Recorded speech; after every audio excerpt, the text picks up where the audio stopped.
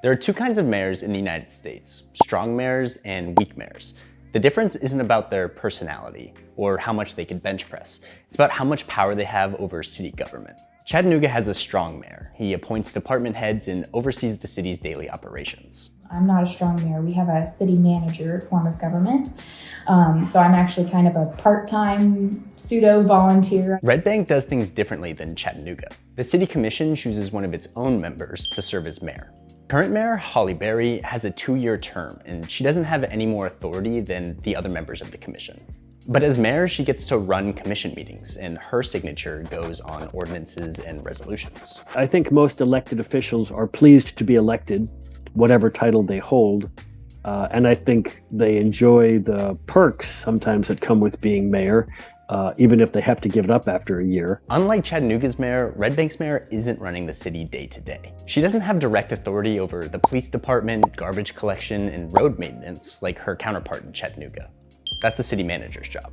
So it's really kind of like a business model where you have a CEO and a board of directors. Treating a city like a business is partly why city managers became a thing in the first place, and that was around the 1920s. This was an era of City Hall, rampant corruption, right? Tammany Hall and the rest of these things. And so politics was seen as a corrupting force. And so why not bring professional managers into the space? Today in the US, council manager governments like Red Bank's are slightly more popular. But many bigger cities like Nashville, Memphis, and Knoxville have strong mayors like in Chattanooga. And that's true for bigger and older cities across the country as well. The key difference between the two types of government is whether the city executive is elected or not. Managers are directly accountable to the council or commission, which hire and fire them. That means Grantham has to work toward the long-term plans of the Red Bank Commission. I tee up things for their review and approval, or as I like to say, the commission's consideration. That's usually how I characterize it.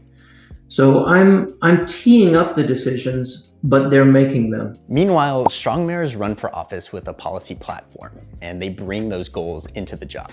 If they don't meet the expectations of residents, they can be voted out of office. Strong mayors also have to find compromises with the city council, which may pursue its own agenda. Much like US government structure, you have checks and balances, right? You have an executive and you have a legislative. Doesn't mean they don't work together, but it does mean that both elements of that have to align in order to get some things done, like for a budget, for example. Cities can actually switch their form of government. Chattanoogans tried to switch to a manager system through a referendum back in 1946. It only failed by 612 votes. Changing government styles is mostly cosmetic. The important thing for effective government is representing the interests of all constituents and compromising on policy. If officials aren't doing that, a new city charter isn't guaranteed to help. I think whatever form of government you have, if you have good people involved, you can make it work. Will it work consistently, generation over generation? That's really a different question than is it working right now in any particular city.